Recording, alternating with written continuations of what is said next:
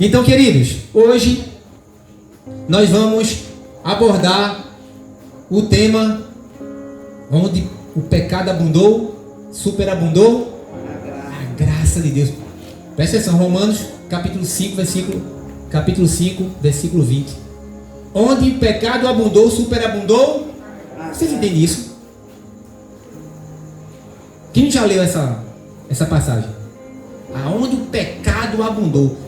Queridos, não importa a profundidade da tua maldade, não importa o buraco que você esteja, não importa o lamaçal de pecado que você esteja, não importa se você é o pior dos homens e das mulheres, não importa, porque aonde abundou o pecado, superabundou a graça de Deus.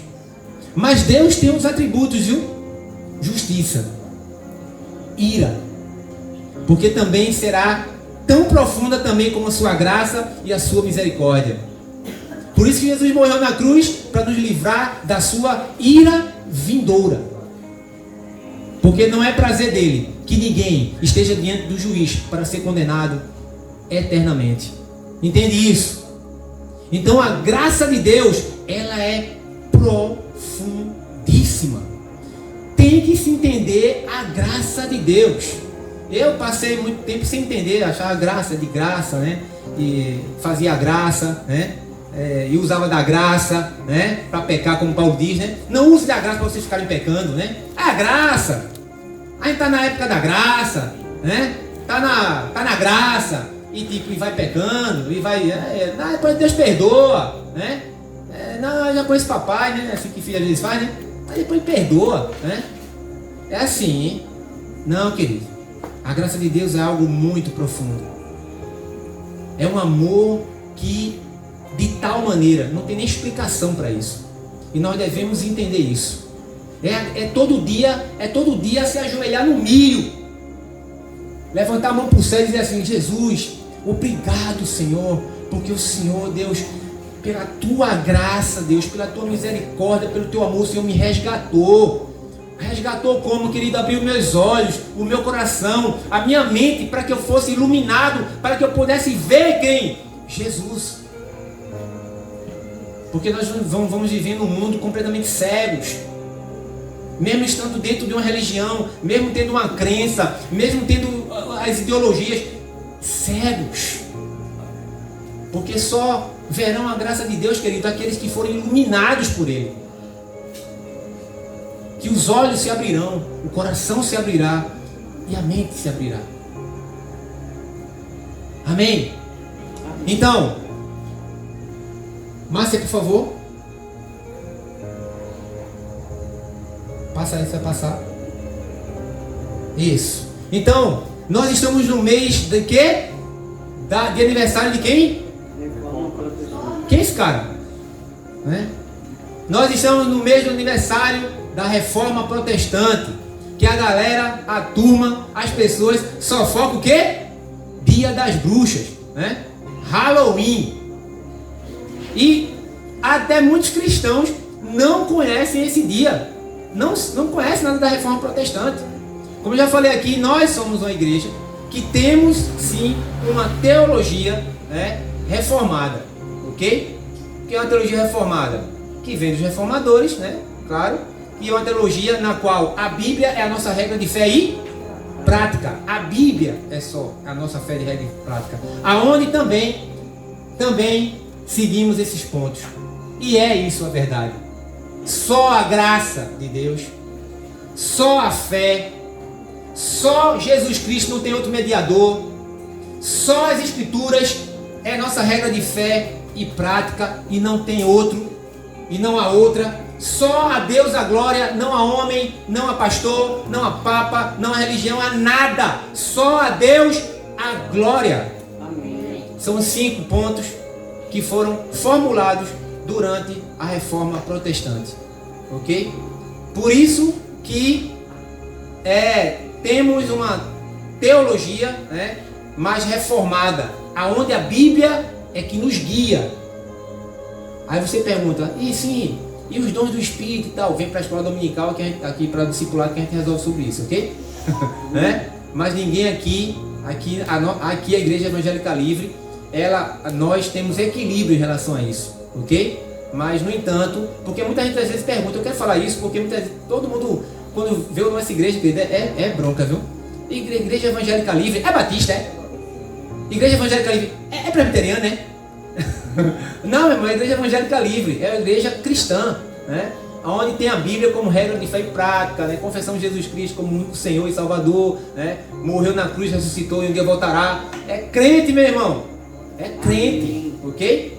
Então, fica às vezes essa confusão aí, né, em relação ao nome. Evangélica Livre, a turma pensa livre. A questão é que a turma tem liberdade na cabeça, né? Acho que é livre, pode fazer o que quiser, né? E tal.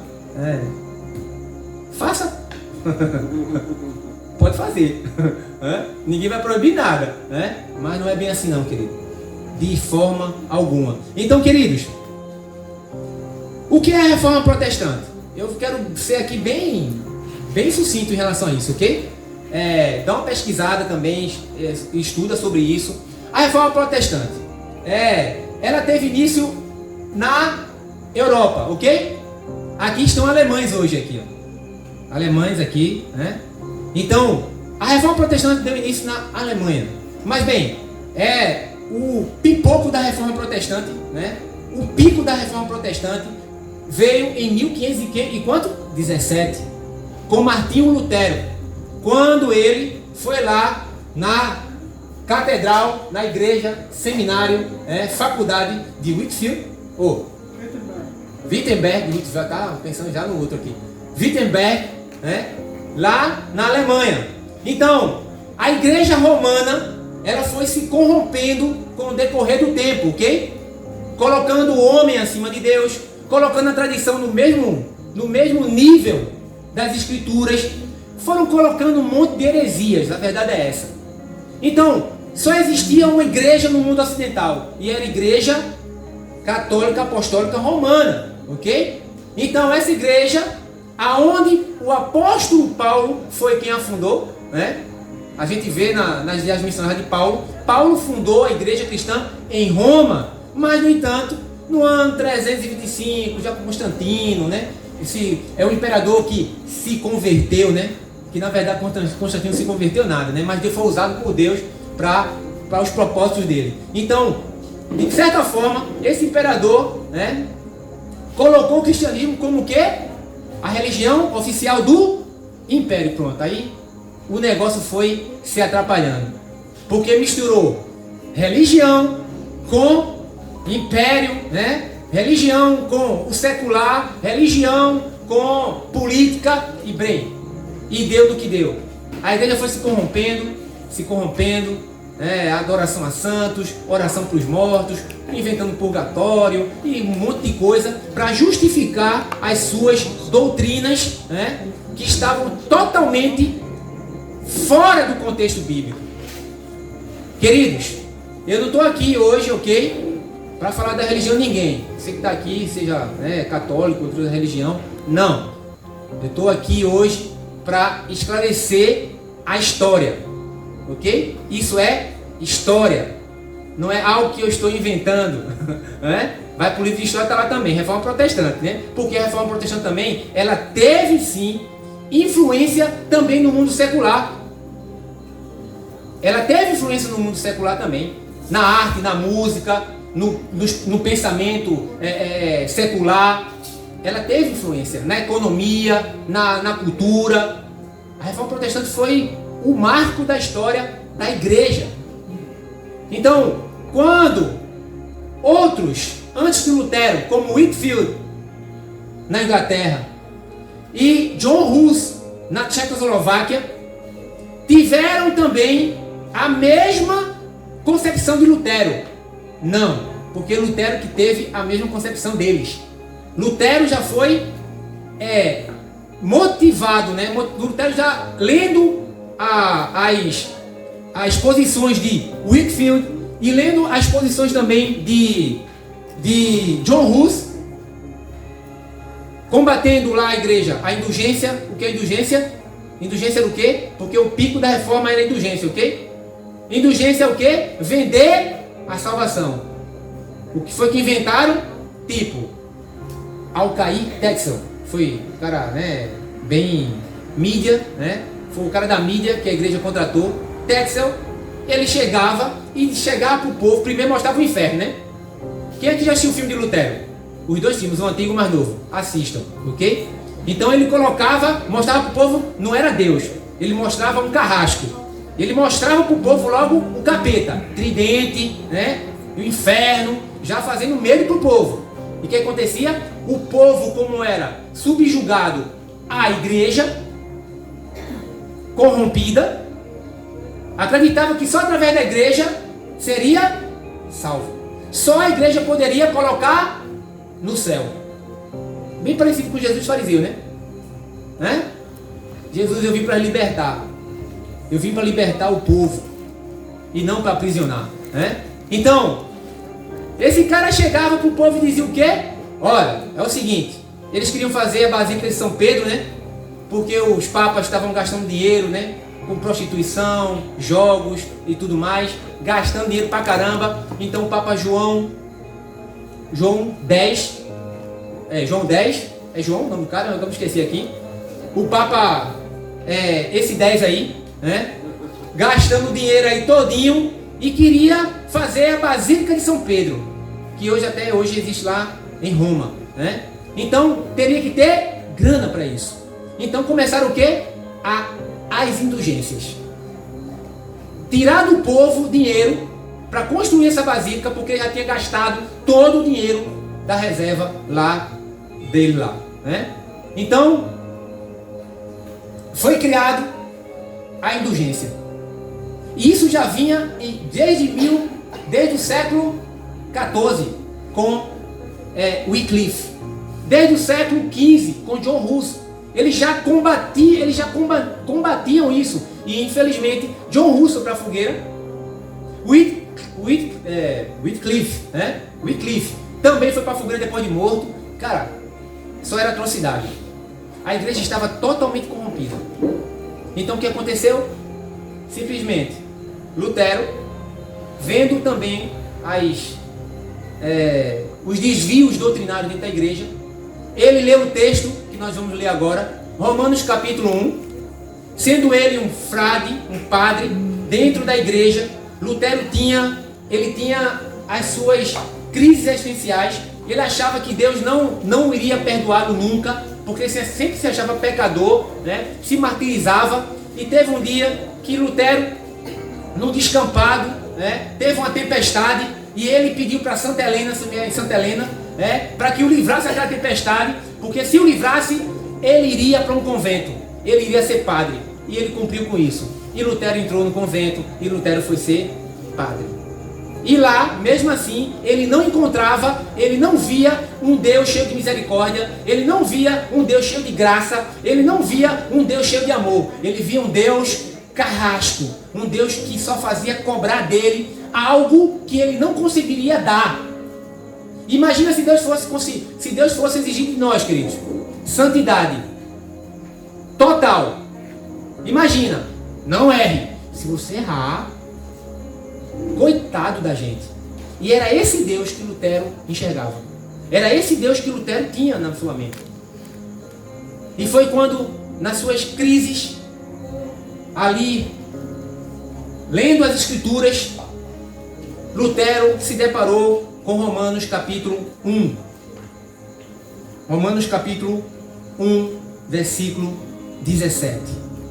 Ele leu esse texto aqui que diz: visto que a justiça de Deus se revela A justiça de Deus se revela onde?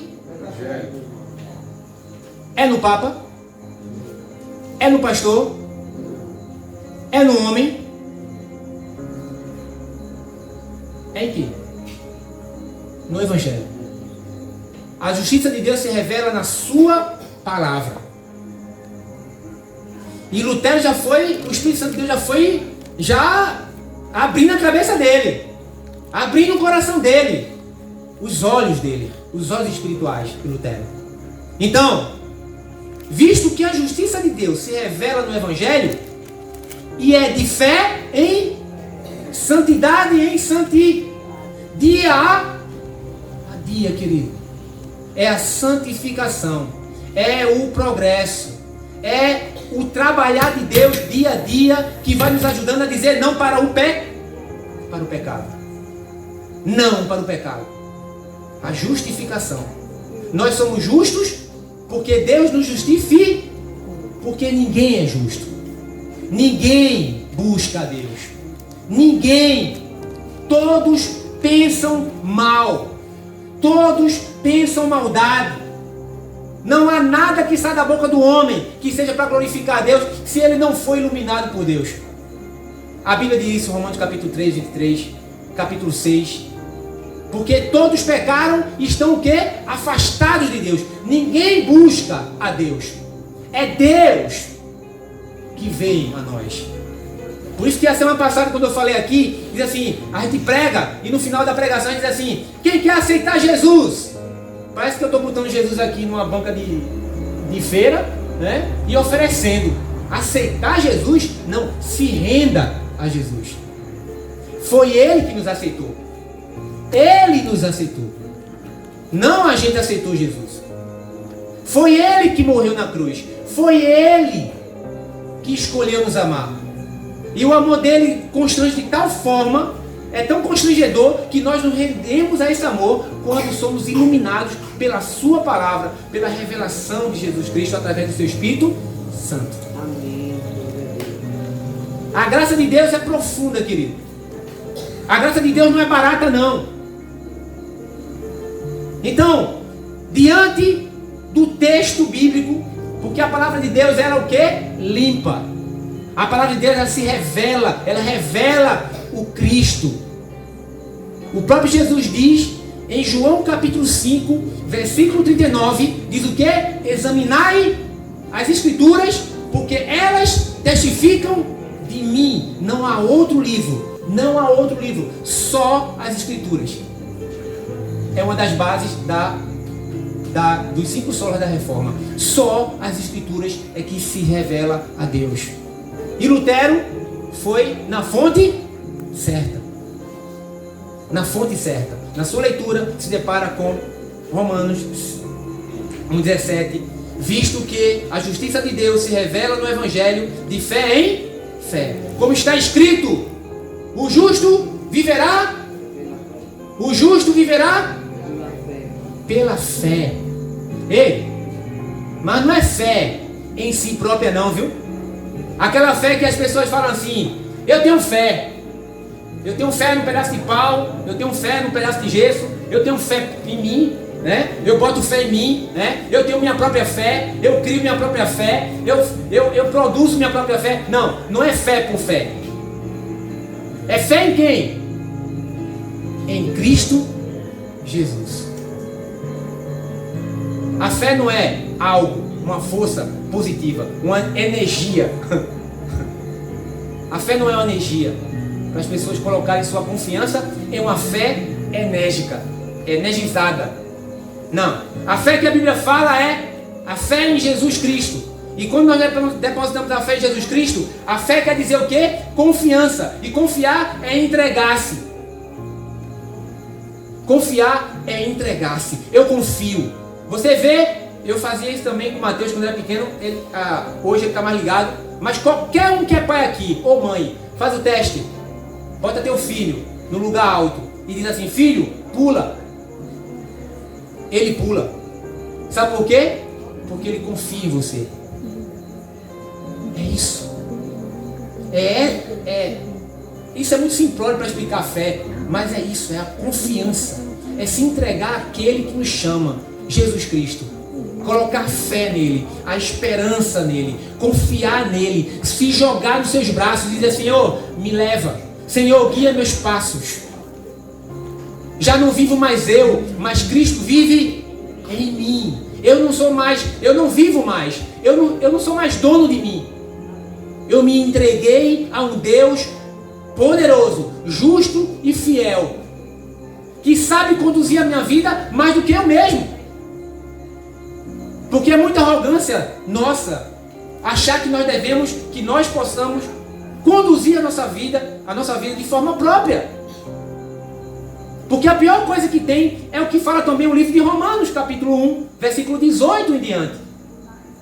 Quando Deus diz que o homem se depravou e ele trocou o Criador pela criatura idólatra.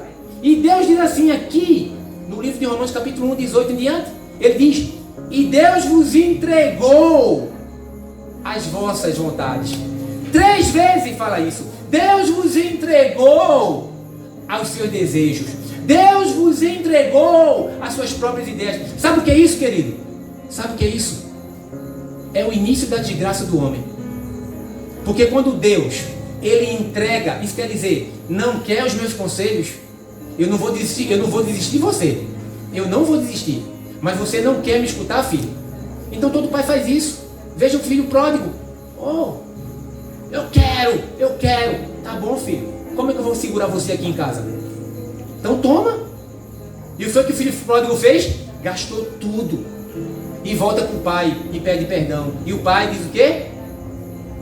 Bem que eu te disse. Não. Vem, filho. Ainda tem uma festa para você. Mas ele aprendeu.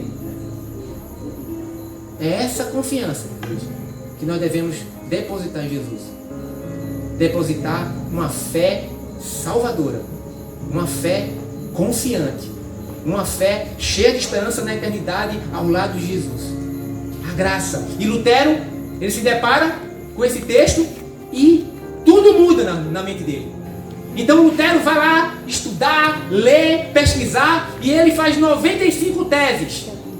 95 teses. E vai lá na porta da catedral do seminário, da igreja, e coloca lá as 95 teses, porque era comum lá na época, eu não sei como é hoje lá, mas era comum, todas as pessoas que queriam expressar alguma ideia, colocava lá no portão dessa faculdade, ok? Para debates filosóficos, religiosos. Então Lutero foi lá botar as 95 teses.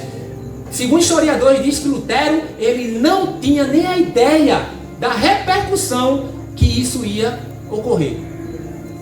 Ele simplesmente foi botar lá como todo mundo. Tá. Isso caiu na boca lá do clero, né? Caiu na boca do rei lá, do imperador e tudo mais, né? E deu uma maior confusão, porque as 95 teses eram teses que era oposição às doutrinas que estavam afastadas da sã doutrina bíblica. Lutero só queria um debate, queria uma resposta, ele queria que explicasse como é que pode. A Bíblia diz isso e aqui diz isso. Então, queridos, começou aí. Bem, não começou, continuou. Porque tem algo lindo quando John Hus, ele 102 anos antes, quando John Hus ele também expressa isso para a igreja, e a igreja romana o vê como um herege, porque todos aqueles que eram contra a doutrina romana, né, papal, eles eram vistos como hereges, né? E John Hus foi queimado. A palavra Hus na língua tcheca significa ganso, porque John Hus era um homem esguiço, pescoção como eu, uma girafinha, né? Esguiçado assim, parecia um ganso. Então ele é chamado de Hus, de ganso. Então, segundo historiadores dizem, né, que quando John Hus estava sendo queimado na fogueira, ele começou a cantar e ele falou o seguinte: vocês hoje estão assando o ganso, mas virá um cisne que cantará, e esses vocês não queimarão, e nada poderá resistir. E 102 anos depois de John Hus, Lutero estava afixando as 95 teses lá no portão da catedral de Wittenberg. E aí começa o estupim da reforma protestante, querido. Algo que mudou não só a igreja, mas mudou o mundo ocidental, principalmente. Mudou política, influenciou política, no caso, religião, influenciou pensamentos, influenciou toda uma história.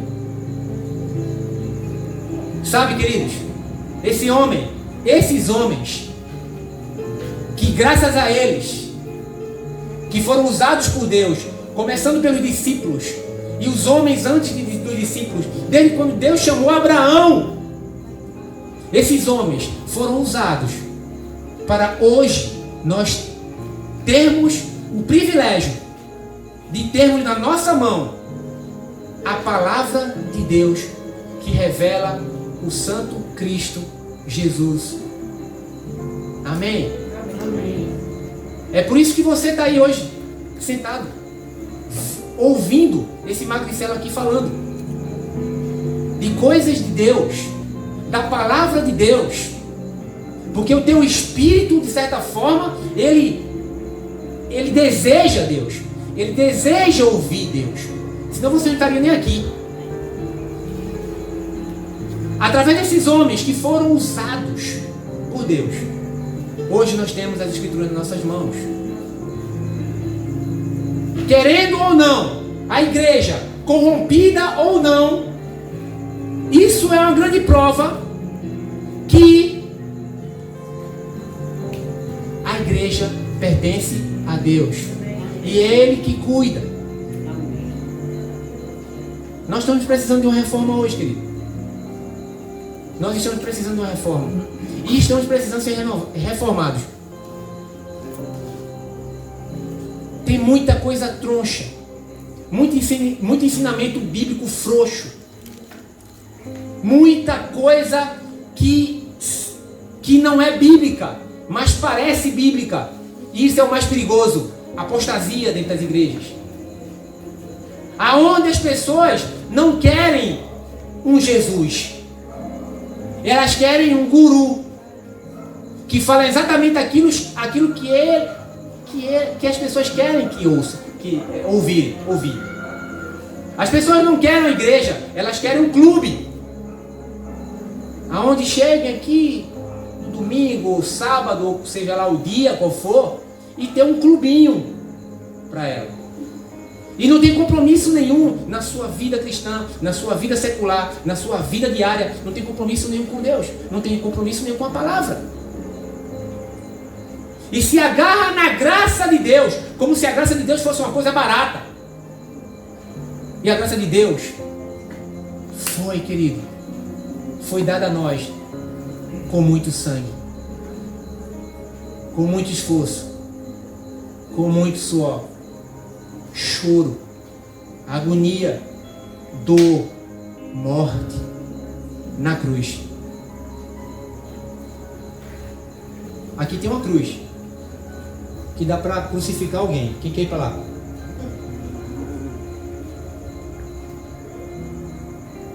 E passa ali pendurado.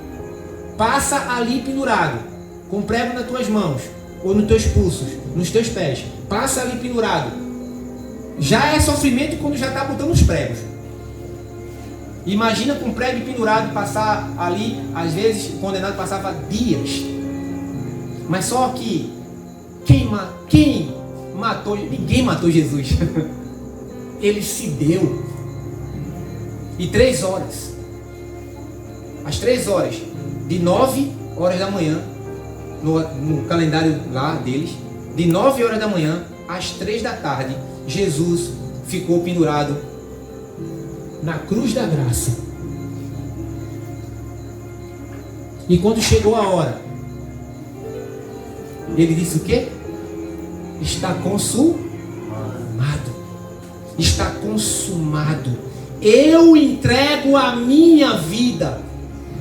Não é ninguém que atira. Não é que ninguém possa me matar. Mas eu a dou. É isso que ele falava. Eu a dou. De tal forma que não tem explicação para isso. A graça de Deus, querido. A graça de Deus é profunda. A gente tem uma corrente teológica, né, que dá uma separada, né? O tempo da lei e o tempo da graça, né? Lá no Antigo Testamento, vai ver, a graça de Deus operava, querido. A graça de Deus operava também no Antigo Testamento. Sempre operou. E ela opera hoje com mais responsabilidade ainda. A graça de Deus, querido, é algo que nós devemos profundamente agradecer a Deus todos os nossos dias. E a preocupação dos reformadores, depois, não foi naquele momento ali de Lutero, depois, 100 anos depois, 90, 100 anos depois, foi que foi formular, porque a igreja romana ainda queria combater a reforma. Então teve a contra-reforma, 1545.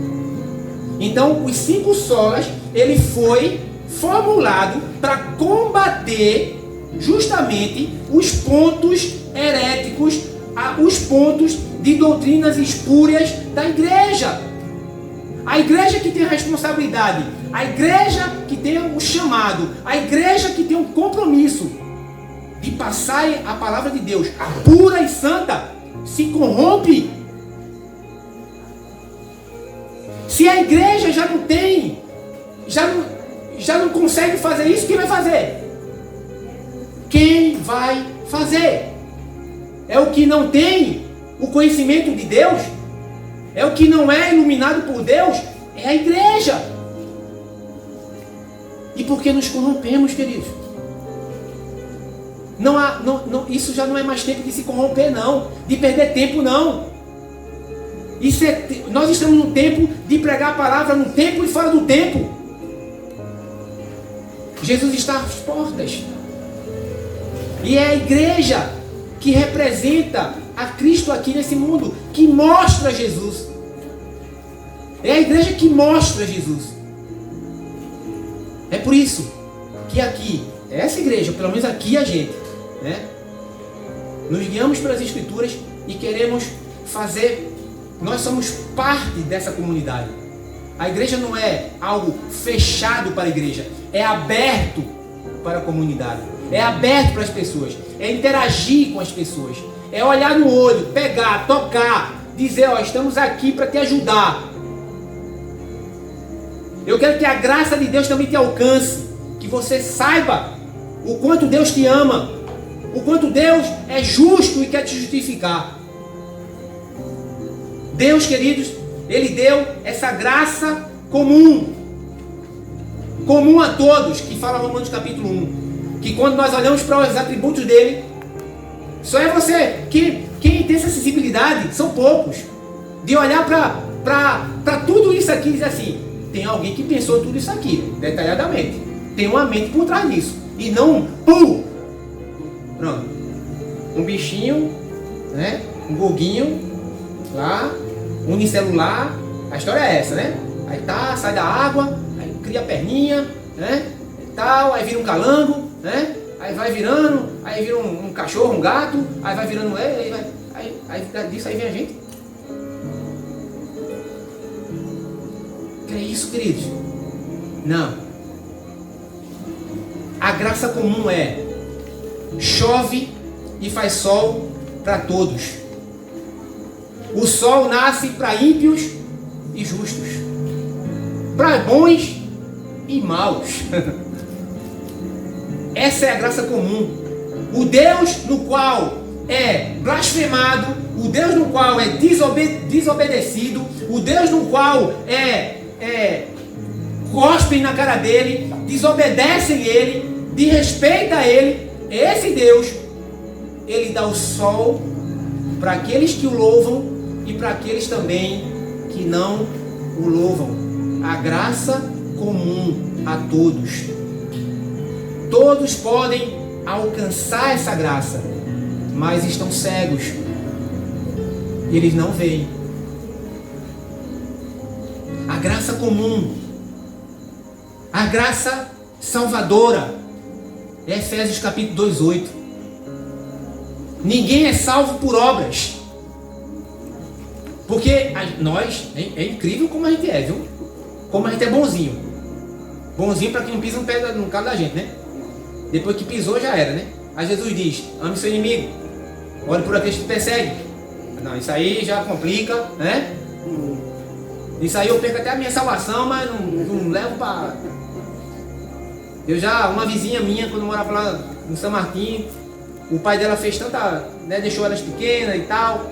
Essa mulher, ela morreu, querido, batendo no pé dizendo, eu vou pro inferno. Olha o que ela dizia, viu? Eu vou pro inferno, mas não perdoo meu pai. E ela morreu sem perdoar o pai. Que Deus ajude. Orgulho. Por isso que se perde a salvação. Aliás, que não se alcança a salvação. Orgulho. Como um homem tolo. Ninguém vai fazer escadinha para o céu. Ninguém vai fazer escadinha para ser salvo. Não é porque você tem uma religião, querido, que você está protegido, que você está garantido. Ou você cria a sua própria, ou você tem sua ideia, sua ideologia, ou porque você se acha bom. Eu não bebo, não mato, não fumo, eu só fico assistindo Netflix o dia todinho. Não faço mal com ninguém. Como? Deus tem que me aceitar. As pessoas têm uma ideia muito errada de graça. A graça salvadora, querido, não é através de obras. Se nós aqui nessa igreja, eu sempre falo para eles aqui, se você acha que você está fazendo alguma coisa fazendo isso, sabe o que a Bíblia diz? Não é desmerecendo não, mas é para apontar quem nós somos. Porque às vezes a gente está fazendo e acha que a gente está fazendo muito. Olha, eu sou, né? A gente está fazendo, eu dou sopa, né? Eu dou marmita, né? Sou bonzinho, eu saio. Não. A Bíblia diz que por mais que você faça, você é servo inútil. Servo inútil. Porque não tem nada que você não tem nada que você possa fazer para pagar o que Jesus fez por você. Ele já fez. Nós não precisamos fazer sacrifício nenhum. Nós não precisamos inventar a salvação, porque já há uma salvação. E ela foi em Cristo Jesus. Então não é por obras que ninguém é salvo. Então, essa também é a questão dos reformadores. Porque salvação só vinha dentro da igreja. Era o poder eclesiástico que botava as pessoas no céu ou no inferno. Bota aqui o dinheirinho. Caiu aqui o dinheirinho na gavetinha, né? Então saiu do purgatório. Então bota o dinheirinho aqui que quando você morrer, ó, já tem um texto aqui, o papel, o documento, você já está garantido. E depende, viu? Se você botar 100 conto, R$2, você vai para um lugarzinho ali, eu não tenho mesa, tá? Se você botar 10 conto, vai para um lugarzinho mais que aquela. Se você botar 100, já vai melhorando, botar 500, melhor ainda, viu? Estão fazendo isso hoje. Hoje, as igrejas, muitas igrejas por aí, estão cheias de indulgências. Já percebeu isso? Claro, porque é interessante como muita gente vê por aí, pessoas fazendo isso e diz que toda a igreja é assim. Só pensa em dinheiro, é tudo ladrão e tal. Meu irmão, vá conhecer gente séria, porque tem. Se você não quer conhecer, problema é seu, mas tem. Então se você fica aí, só inventando desculpa, para justificar o seu pecado porque você não quer ir para Cristo, então, porque eu não quero ser, porque é fulano, como que é? Agora, veja a responsabilidade que nós temos, de dar um bom testemunho para as pessoas. Nós temos, queridos, uma responsabilidade muito grande, de não afastar essas pessoas da fé salvadora de Jesus. A graça salvadora e a capacitadora, queridos. Essa é a graça que o apóstolo Paulo ele experimentou, que capacita na fraqueza. Quem sou eu, Senhor? Eu sou um pobre, miserável e nu, Deus. Eu não vou conseguir. E Deus, a minha graça te basta. Mas Deus, eu sou uma pessoa que tem muito sofrimento. Eu sofro muito. Tudo para mim dá errado. É bala, é bomba para todo lado. Eu sou me cercado de problema. Senhor, é doença, é falta de dinheiro. Eu não estou desempregado. Eu não sou capaz de assumir isso. E Deus faz: a minha graça te basta. A minha graça te capacita. Porque não é você, sou eu em você. Eu passei um bom período, querido, resistindo a chamado. Porque eu sempre me achava, e até hoje me acho, incapacitado. É por isso que eu me alegro, como eu falei aqui no início, dessa igreja aqui. Porque são pessoas simples, pessoas que não têm recursos, pessoas que têm suas dificuldades, mas você não sabe o quanto é edificante estar com elas. O quanto é edificante ter essas pessoas perto, que são usadas por Deus para nos encorajar, para nos dar ânimo, exortar, puxar a orelha, abraçar, dar o ombro. A graça capacitadora, querido. Deus capacita cada um de vocês aqui, cada um de nós, para um propósito, que é glorificar a Deus e fazê-lo conhecido. Ninguém aqui, mas ninguém mesmo é inútil. Ok? Porque a palavra de Deus diz em Efésios capítulo 4 que Deus deu dons aos homens. E todo mundo aqui tem um dom. Todo mundo aqui tem talento. Mas entrega para Jesus. Entrega para Cristo. E você vai ver. E você vai ver a graça capacitadora tomando o teu ser, te envolvendo de certa forma, de tal forma que você mesmo vai ficar impressionado. Eu consegui, eu não. Foi Deus em mim. Amém. Amém, queridos? Amém. Nesse pouquinho aqui de conversa, deu para você entender o que é a graça de Deus? Deu para você entender o que é a graça de Deus? A graça de Deus é muito profunda, querido. É para a gente ajoelhar no milho todo dia e dizer: Senhor, obrigado, porque a tua graça me salvou. A tua graça abriu os meus olhos, abriu minha mente, abriu meu coração, e hoje eu te enxergo, porque a tua graça me tomou por completo, Deus. Essa graça que John Newton, Mateus, eu vou contratar Mateus então. Já tenho o nome do meu filho, já falo como eu faço meu filho, Mateus. Vem, Mateus, vem. A graça que John Newton, né? Ele, quem é John Newton? Esse cara era um mercante mercador de escravos. Esse cara matou muita gente, viu? Esse cara escravizou muito escravo. E foi ele que teve um encontro com Deus, numa tempestade no mar. E ele falou: Senhor, se o Senhor me tirar daqui, eu vou te seguir toda a minha vida. E John Newton escapou daquela tempestade. Depois estuda sobre isso. Sabe qual é a diferença das músicas de hoje? Hinos de hoje, hinos de antes, harpa cristã, cantor cristão. Sabe qual é a diferença? Quem pode dizer aqui a diferença? Sabe qual é a diferença? É que hoje a turma está fazendo música para ganhar dinheiro. Há um mercado gospel. Não estou generalizando, ok? Mas muita gente encontrou esse mercado bombando e faz música pra, tipo, o povo gosta, não é pra mim, é pra tu, né?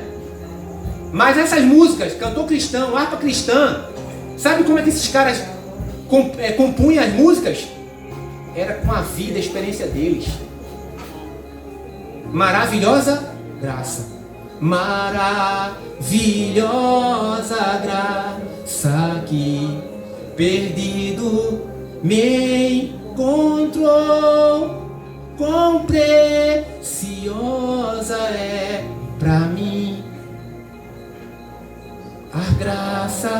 do Senhor. Quando tua graça me encontrou, do medo me livrou. Quão preciosa é pra mim a graça do Senhor. Aí diz: liberto eu fui de uma prisão, meu Salvador me resgatou. Misericórdia e perdão, eterno amor, redenção. Essa foi o que John Newton escreveu quando ele encontrou a graça de Deus. E é essa graça, queridos, que devemos encontrar no nosso coração. Para de viver uma vida cristã superficial, gente. Para de viver uma vida cristã de mercado gospel. Uma vida cristã sem raiz, fria. Mergulha nas Escrituras, mergulha em Deus, te coloca nas mãos dele, e você vai ver, ou se você já viu, e se você já sentiu, está sentindo e vai sentir, coloca a tua vida diante de Cristo. A graça dele é que nos capacita, queridos, para andar para a eternidade. Amém? Vamos levantar, por favor, e vamos cantar junto essa música aqui.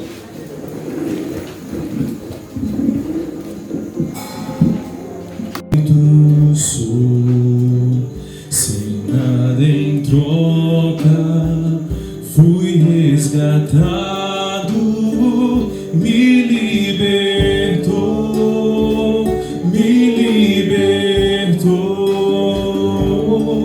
sublime graça, doce o som que salva o pecado.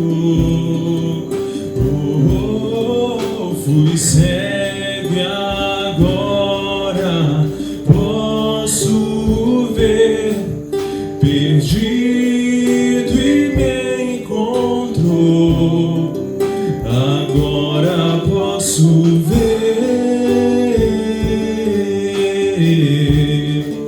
eu posso ver seus olhos de amor, para que eu possa viver.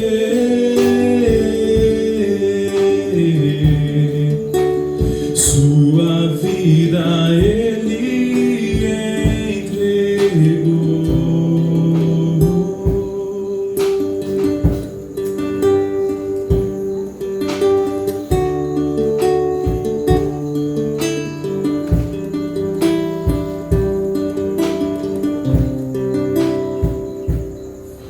Sublime graça, doce o som que salva o pecado. Fui cego e agora posso ver, perdido e me encontrou. Agora eu posso ver, eu posso ver seus olhos de amor, para que eu possa viver.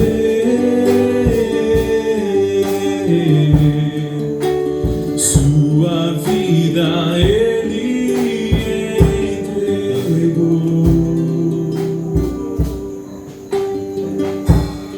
Então, queridos, se você entende essa graça de Deus, então partir de hoje, aqueles que já entenderam, se entreguem mais. Aqueles que não têm entendido, se entreguem hoje. Se entregue a Jesus. Coloca a tua vida nas mãos dele. Jesus está à porta, queridos. Ele está voltando. E sabe, não há outro caminho. Mesmo que as pessoas no mundo inteiro se reunissem e numa só voz dissessem: Deus não existe, Deus não existe, isso não ia dar em nada. Porque Deus não existe por causa da gente. Deus não existe por causa da humanidade. Ele existe. E Ele está aqui agora, nesse exato momento. E Ele falou com você. Ele falou sim com você. Ele fala com você. Então não resista à voz de Deus, querido. Quando você ouvir a voz de Deus, não resista à voz dele. Entregue-se. Não se entregue a uma religião. Não se entregue a uma ideologia. Não se entregue a algo que você cria como algo que é a sua proteção, que é o seu Deus, o seu guia. Não. Entregue-se a Jesus Cristo. Mas, Fábio, como é que aonde eu vou encontrar Jesus? Só as Escrituras. Só a fé. Só a graça. Só Cristo. E só a Deus a glória. Examinar as Escrituras, porque elas testificam de mim, de Jesus. E sabe como é que você vai perceber isso também?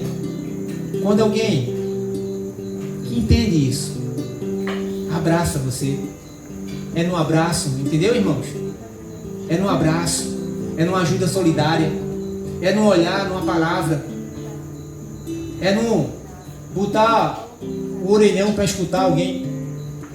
É você amar o próximo assim, como a si mesmo, mas a Deus primeiro.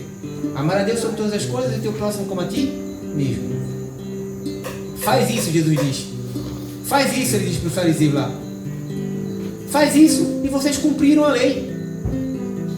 Queridos, a graça de Deus, ela está derramada sobre nós. Ela está derramada sobre a terra. E que Deus abra os olhos daqueles que ainda não viram, não perceberam a maravilhosa graça de Deus. Amém?